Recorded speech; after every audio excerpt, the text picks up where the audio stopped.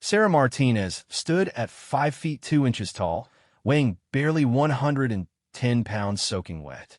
Her petite frame and soft features made her look more like a college freshman than someone applying to join the most elite fighting force in the world. The recruitment office buzzed with activity as dozens of hopeful candidates filled out paperwork, each one looking like they could bench press a small car.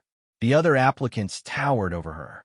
Massive shoulders, thick necks, and calloused hands told stories of years spent in gyms and on football fields.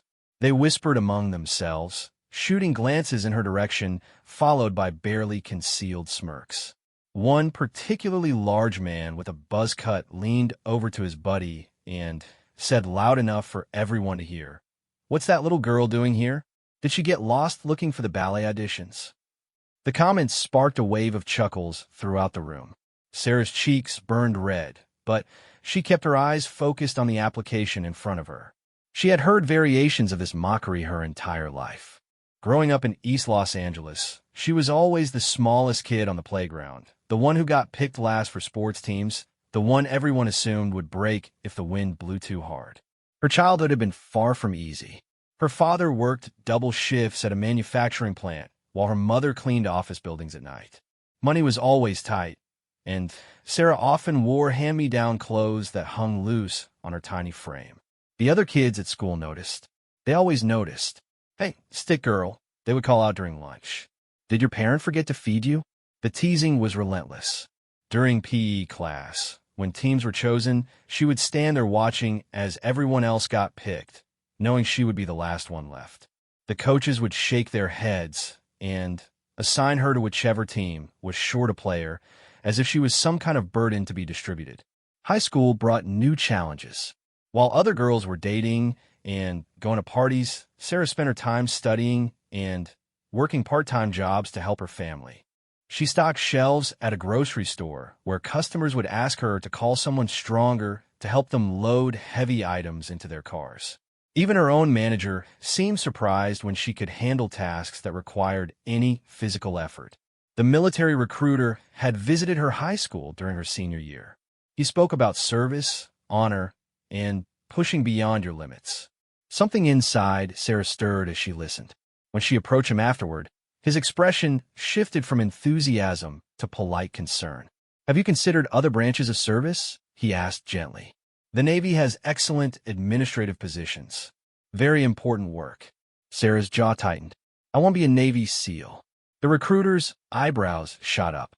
He looked her up and down, taking in her small stature and delicate build. "Well, that's ambitious. But you should know the physical requirements are extremely demanding. Maybe we should start with something more suitable." That word, suitable, burned in her mind for weeks. It was the same word guidance counselors had used when suggesting she pursue suitable careers like teaching or nursing instead of her dreams of law enforcement or the military. It was the word that implied she should know her place and stay in it. Now, sitting in this recruitment office, surrounded by men who looked like they were carved from granite, Sarah felt that familiar sting of being underestimated. But this time, something was different. This time, she was not going to let it stop her.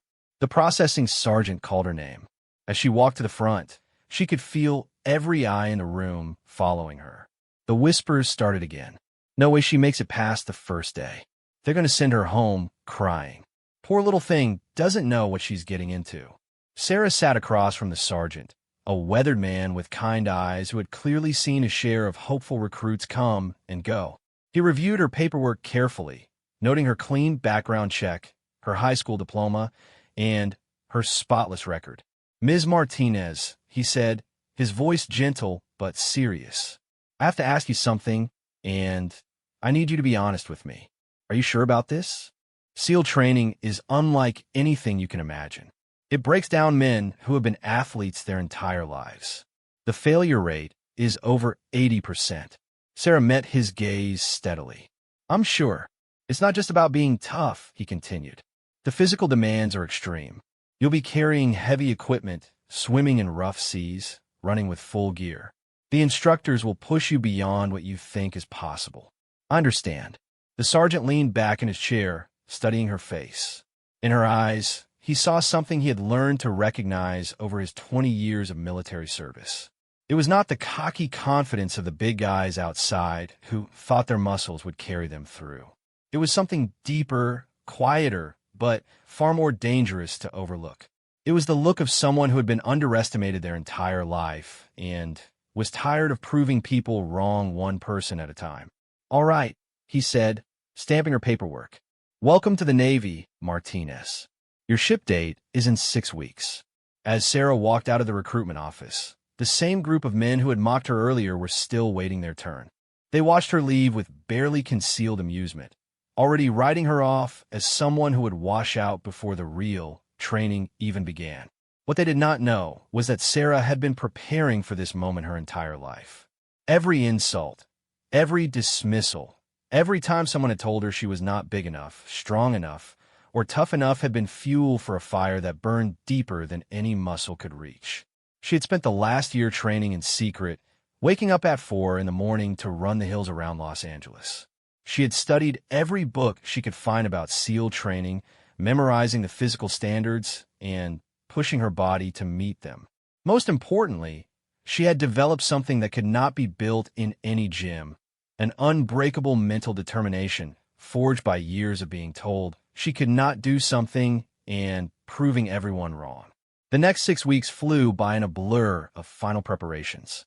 Sarah continued her brutal training regimen, adding weight to her pack, extending her runs, and spending hours in the ocean practicing her swimming. Her family worried about her obsession, but they had learned not to argue with her when she set her mind to something. Her mother found her one morning before dawn, lacing up her running shoes in the kitchen. "Mija," she said softly, "you don't have anything to prove to anyone." Sarah looked up at her mother, this strong woman who had cleaned office buildings for 20 years to keep food on the table, who had never once complained about the sacrifices she made for her family. "Yes, I do, Mom. I have everything to prove." On her last day of civilian life, Sarah stood on the beach in San Diego, watching the waves crash against the shore. Tomorrow, she would report to Naval Special Warfare Training. Tomorrow, she would begin the process of becoming something that everyone said was impossible. She thought about all the people who had doubted her, all the voices that had told her to be realistic, to choose something more suitable. She thought about the recruits who had laughed at her in that office, who probably assumed she had already quit by now. They had no idea what was coming. As the sun set over the Pacific Ocean, Sarah Martinez made a promise to herself. She would not just survive SEAL training. She would excel at it.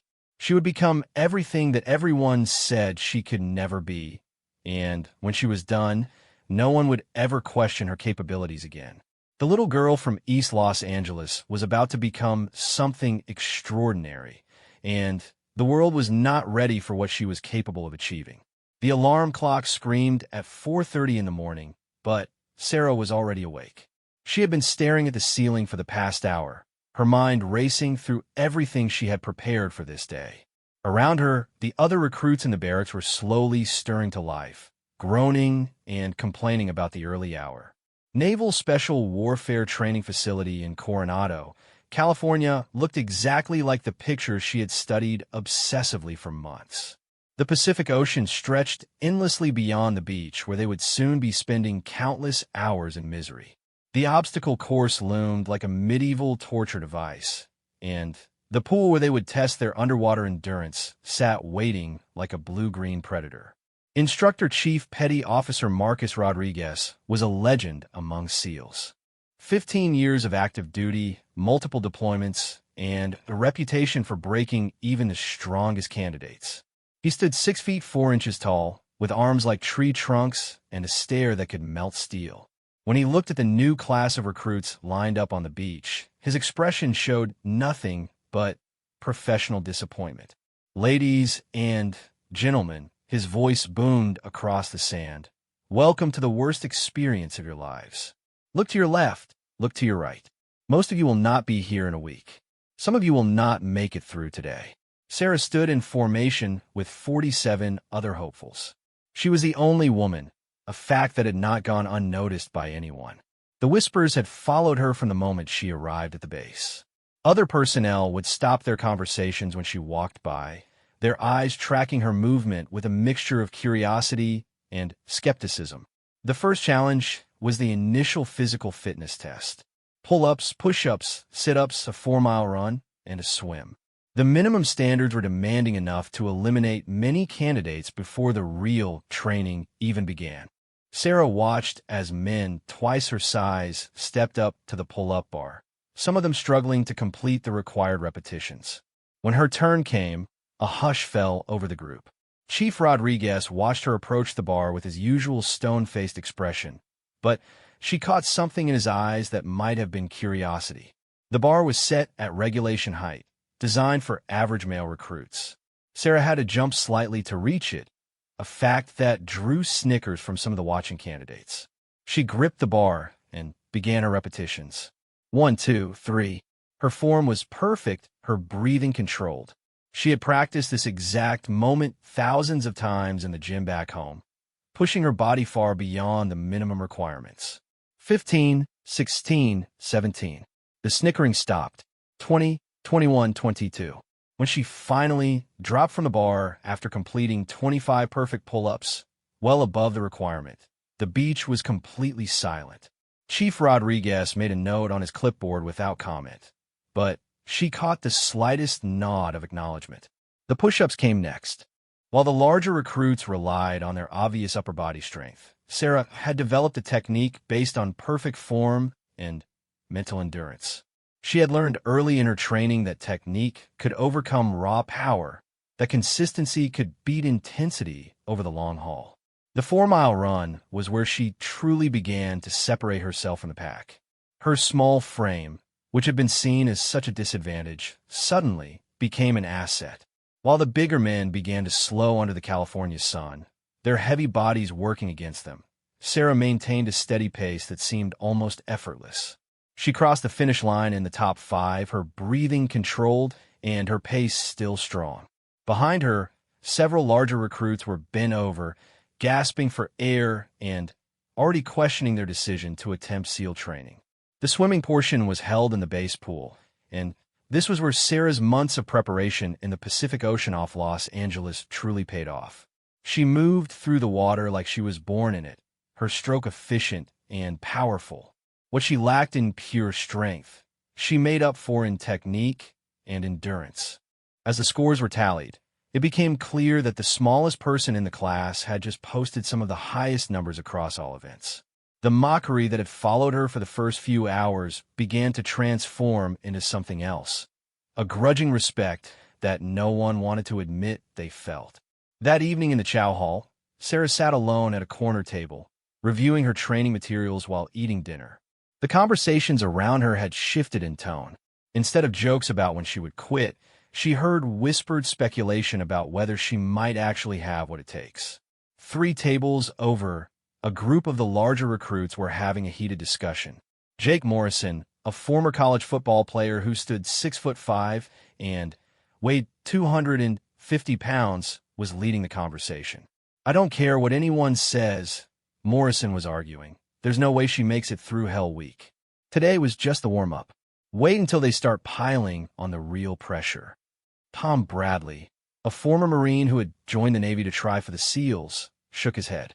"Did you see her numbers today? She smoked half of us in the run, and her swimming was textbook perfect. I'm starting to think we might have underestimated her." "Come on, Bradley," Morrison shot back. "She's what, 110 pounds? Wait until we start carrying boats over our heads. We're doing surf torture in 50-degree water. She'll be crying and ringing that bell before the end of the first week." What they did not know was that Sarah had prepared for every scenario they were discussing. She had spent countless hours researching the specific challenges of SEAL training, from the psychological warfare techniques the instructors employed to the exact physical demands of each phase. More importantly, she had something that could not be trained or built, an absolute refusal to quit that came from a lifetime of being told she could not do something. The next morning brought their first taste of what SEAL training was really about.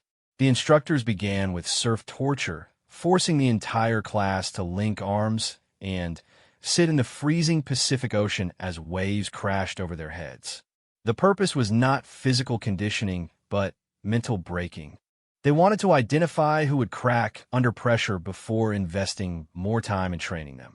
As the icy water soaked through their uniforms and the California sun provided no warmth in the early morning hours, several recruits began to shiver uncontrollably.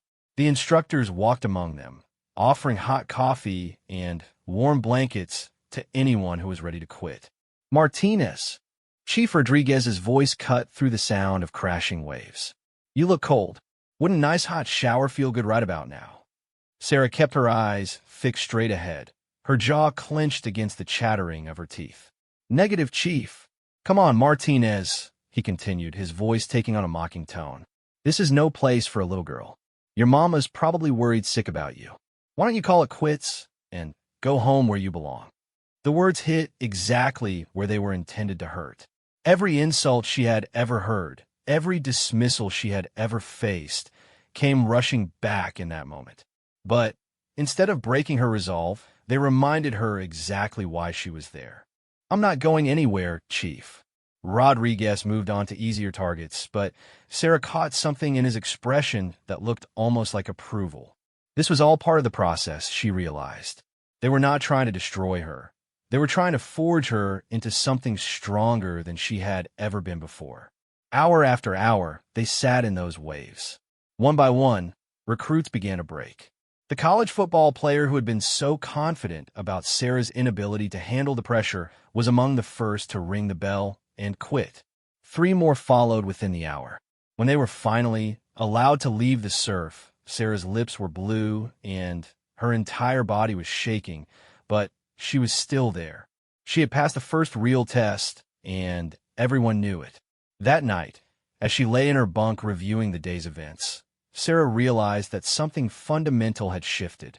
The other recruits no longer looked at her like she was playing dress-up in a world where she did not belong.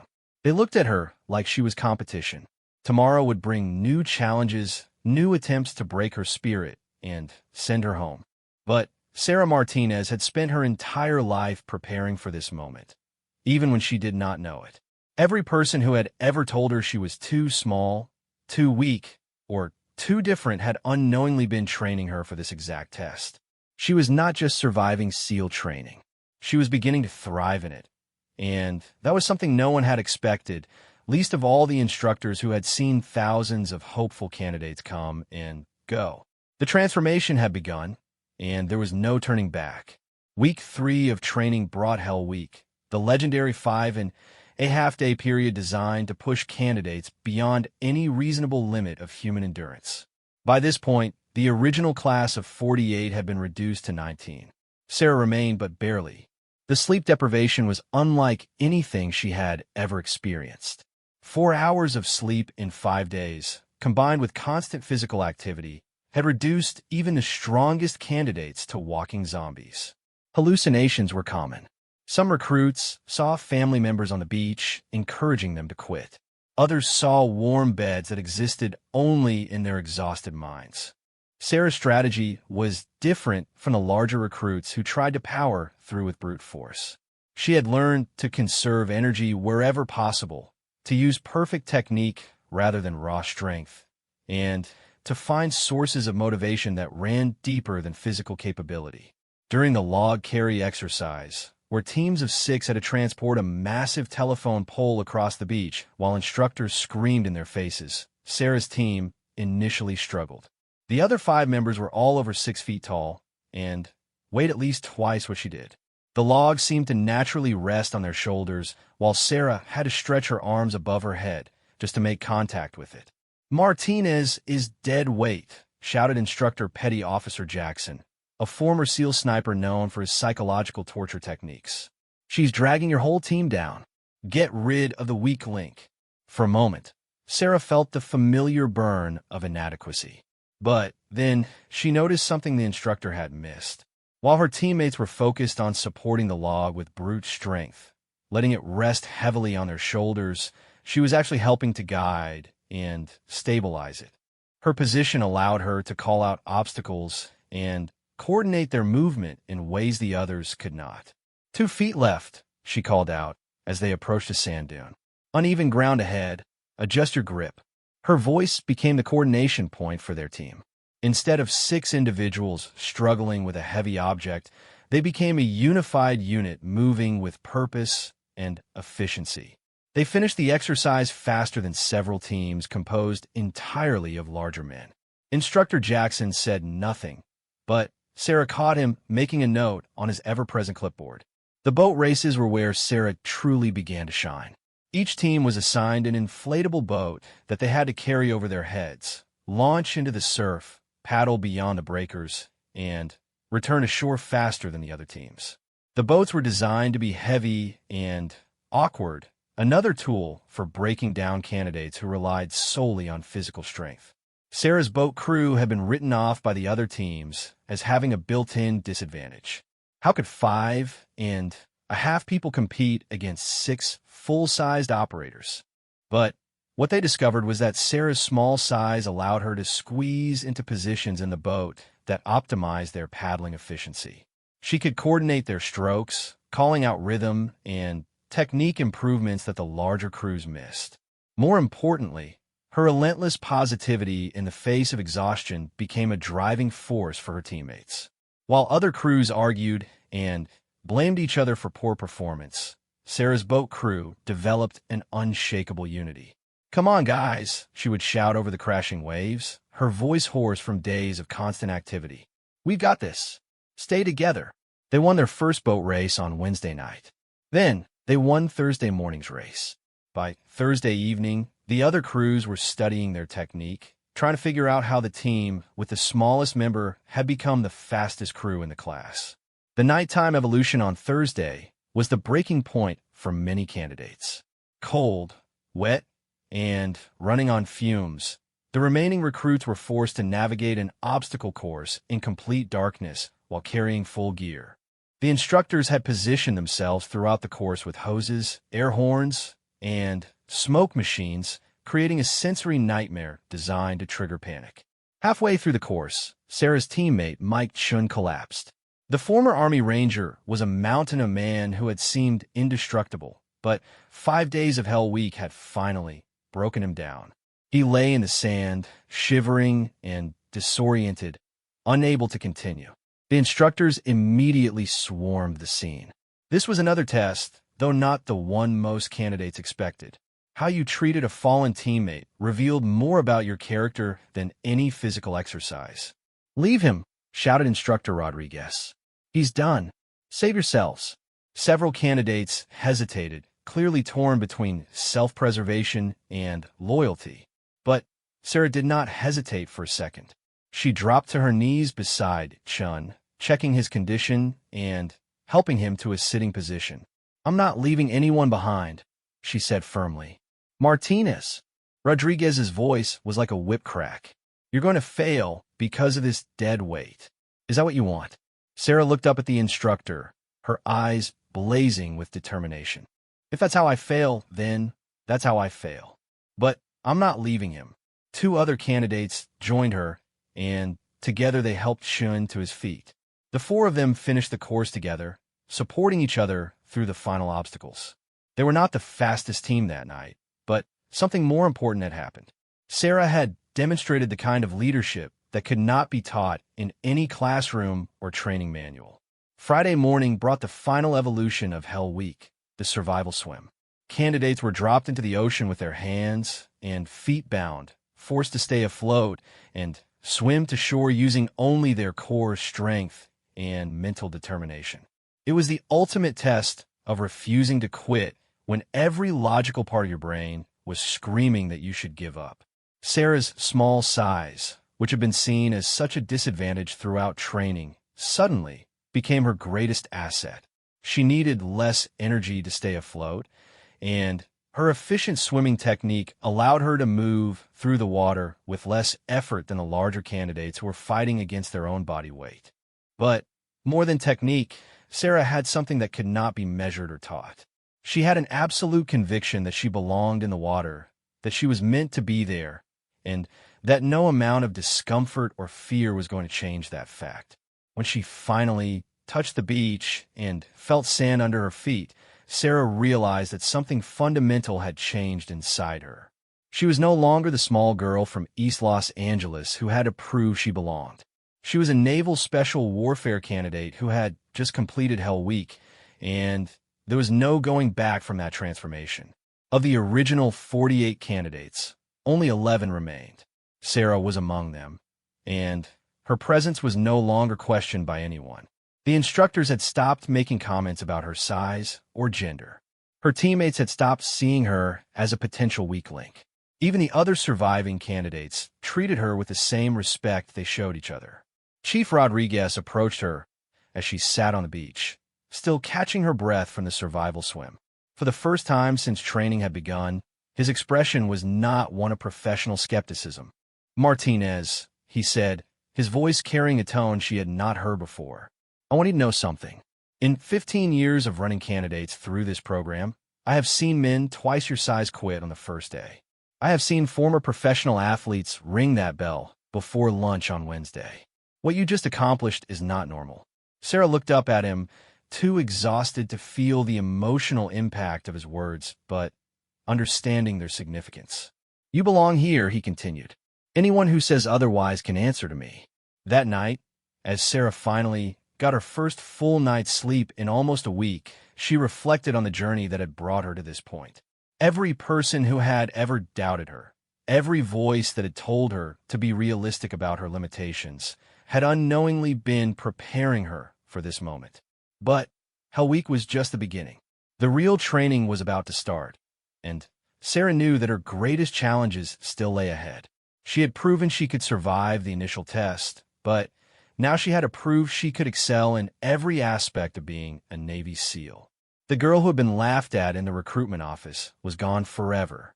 In her place was something new, a warrior who had been forged in the crucible of the most demanding training program in the world, and who was just getting started. 18 months after Hell Week, Petty Officer Second Class Sarah Martinez stood on the deck of a Navy destroyer, watching the coastline of Somalia disappear into the distance. She wore the Navy SEAL trident on her uniform now, that golden eagle clutching an anchor, pistol, and Neptune's trident that represented the culmination of the most demanding military training in the world. The transformation had been extraordinary.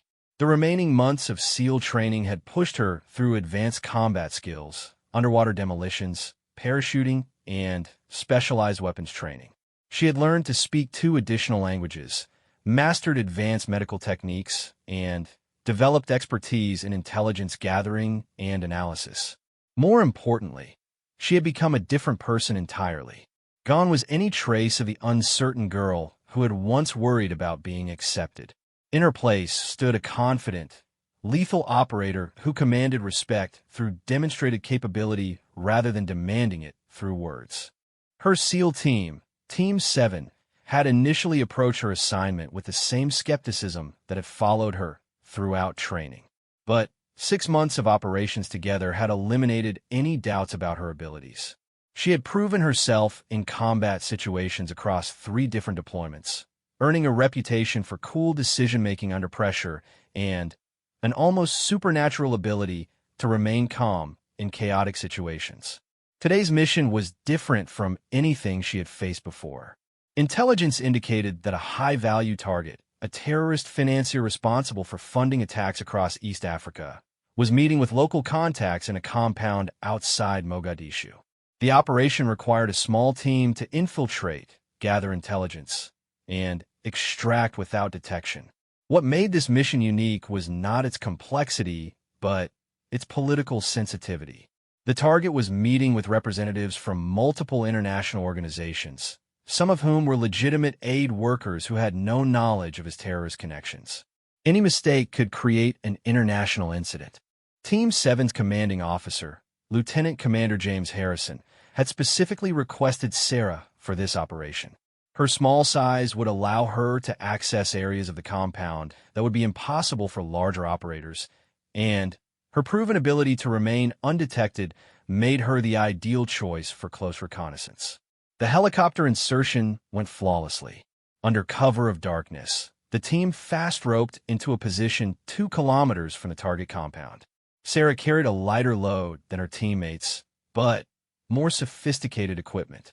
Her pack contained advanced surveillance gear, communication devices, and specialized cameras designed for intelligence gathering. The approach to the compound required crossing open ground that provided little concealment. This was where Sarah's unique capabilities became essential. While her teammates established overwatch positions, she moved across the exposed terrain using techniques that seemed almost impossible.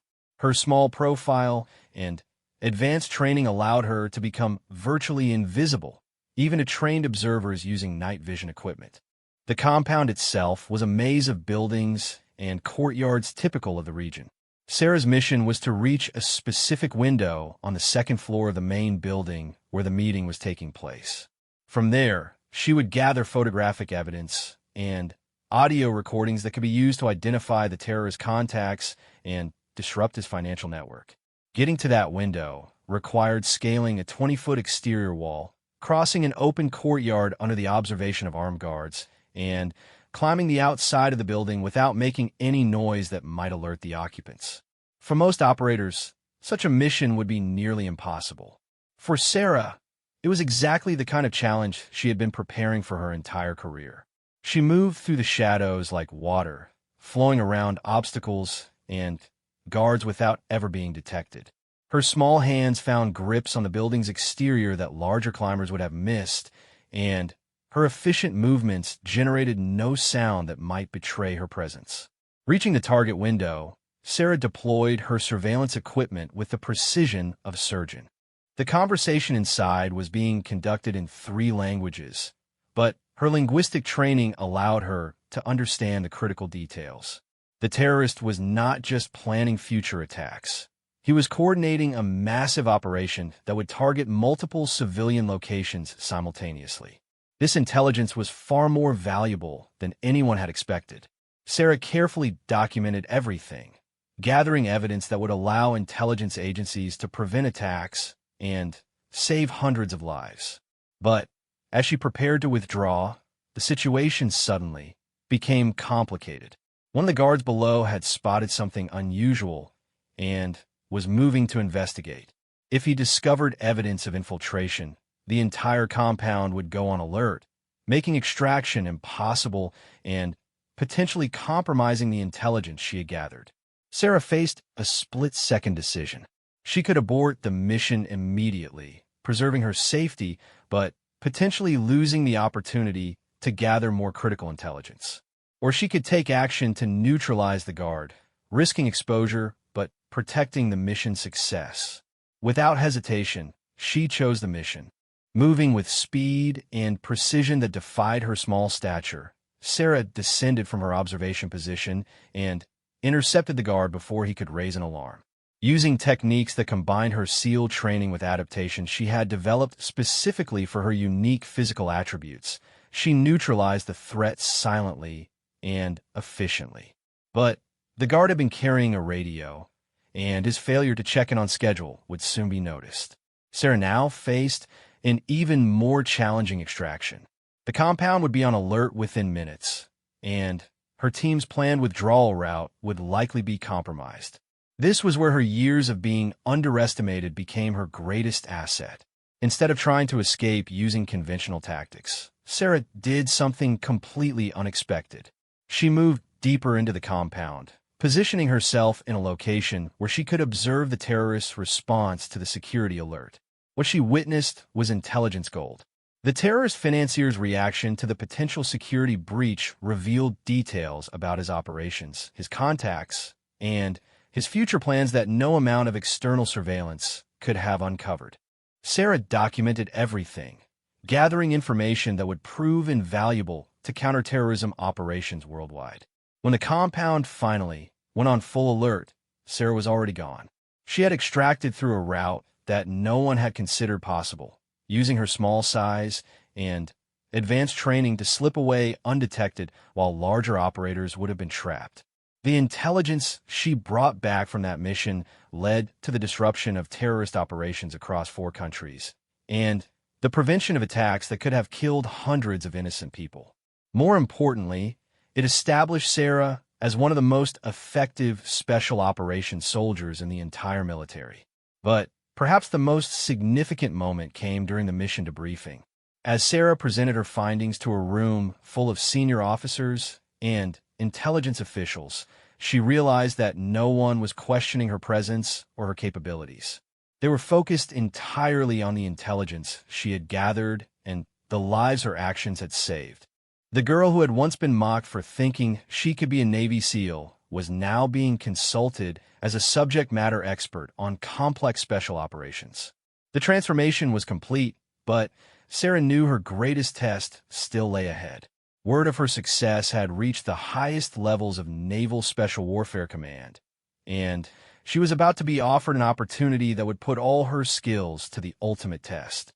An assignment that would require her to face not just enemy forces, but the skepticism of elite Marines who had never worked with a female SEAL operator. The challenge that would define her entire career was about to begin, and Sarah Martinez was ready for whatever came next. The Joint Special Operations Training Center in Virginia buzzed with an unusual energy. For the first time in the facility's history, a Navy SEAL was being assigned to conduct advanced combat training for an elite Marine unit. What made this assignment even more extraordinary was that the instructor was Petty Officer Second Class Sarah Martinez, whose reputation had spread throughout the special operations community. The Marines waiting in the briefing room represented the absolute pinnacle of their service. 9 operators from Force Reconnaissance, each with multiple combat deployments and a record of exceptional performance. They were led by Gunnery Sergeant Marcus Thompson, a legend within Marine Special Operations who had served with distinction for 12 years. These were not ordinary Marines. They were the Marines that other Marines looked up to, the ones who handled the missions that were too dangerous or complex for conventional forces. They had requested advanced training in unconventional warfare techniques, specifically in infiltration and close reconnaissance operations. What they had not expected was to receive instruction from someone who looked like she should be teaching elementary school rather than combat tactics. As Sarah entered the briefing room, the conversation stopped. 9 pairs of eyes tracked her movement with expressions ranging from confusion to barely concealed disbelief. She was still small, still looked younger than her 25 years, and still faced the same initial skepticism that had followed her throughout her military career. Gunnery Sergeant Thompson broke the silence. "You must be here to escort the instructor," he said, his tone polite but dismissive. "We're expecting a Navy SEAL to brief us on advanced infiltration techniques." Sarah set her materials on the briefing table and looked directly at him. "I am your instructor, Gunnery Sergeant Petty Officer Martinez, Naval Special Warfare Development Group." The silence that followed was deafening. Several Marines exchanged glances that clearly communicated their shared disbelief. One of them, a massive corporal named Williams, leaned back in his chair and crossed his arms with an expression that suggested this was some kind of elaborate joke. "With all due respect," Thompson said carefully, "we requested training from an experienced SEAL operator. Our unit has specific needs that require instruction from someone with extensive combat experience." Sarah had faced this moment so many times that she had developed a standard approach. She would not argue, would not try to convince them with words, and would not allow emotion to cloud her professional demeanor. She would simply demonstrate her capabilities and let the results speak for themselves. "I understand your concerns, Gunnery Sergeant," she replied calmly. "Perhaps we should begin with a practical exercise so you can evaluate my qualifications firsthand." What followed was the most comprehensive display of advanced combat skills any of them had ever witnessed. Sarah walked them through infiltration techniques that seemed to bend the laws of physics, demonstrating how someone of her size could access areas and gather intelligence in ways that would be impossible for larger operators. She showed them lock-picking techniques that allowed silent entry into secured facilities, surveillance methods that made detection nearly impossible, and escape and evasion tactics that turned her small stature from a perceived weakness into an overwhelming advantage. But it was during the live-fire exercise that the Marines truly understood what they were dealing with. The scenario required moving through a complex obstacle course while engaging multiple targets with precision accuracy, all while carrying full combat gear and operating under time pressure. Sarah's performance was flawless. She moved through the course like a ghost, engaging targets with surgical precision while maintaining situational awareness that allowed her to spot threats that the observing Marines missed entirely. Her time was not just fast. It was 15 seconds better than the facility record, which had been set by a Delta Force operator with 20 years of experience. When the exercise ended, the Marines stood in stunned silence. Everything they thought they knew about combat effectiveness had just been challenged by a person they had initially dismissed as unqualified. Corporal Williams, who had been the most skeptical, approached Sarah as she was cleaning her weapons. "Ma'am," he said, his voice respectful in a way it had not been before, "I need to apologize. I made assumptions that were completely wrong." Sarah looked up at him with the same calm professionalism she had maintained throughout the day. "No apology necessary, Corporal. I understand your initial reaction, but I hope you're ready to learn some new techniques." What followed was 2 weeks of the most intensive training any of them had ever experienced. Sarah pushed the Marines beyond their previous understanding of what was possible, teaching them skills and tactics that revolutionized their approach to special operations. More importantly, she taught them to question their assumptions about capability and effectiveness. Her methods forced them to think beyond traditional approaches and consider new possibilities for achieving mission success. The breakthrough moment came during a complex night exercise designed to test everything they had learned. The scenario involved infiltrating a heavily defended compound, gathering specific intelligence, and extracting without detection. Failure meant starting over, and several teams had already been forced to restart after making critical errors. Sarah paired herself with the 2 Marines who had been most resistant to her instruction, including Gunnery Sergeant Thompson himself. Together, they had to execute a mission that required perfect coordination and absolute trust in each other's abilities. The infiltration went flawlessly. Sarah's techniques allowed them to bypass security measures that had stopped other teams, and her guidance helped them navigate the compound's interior without triggering any alarms. But the real test came when they encountered an unexpected complication. Additional guards had been posted along their planned extraction route, making their original escape plan impossible. In a situation like this, most teams would abort and accept mission failure.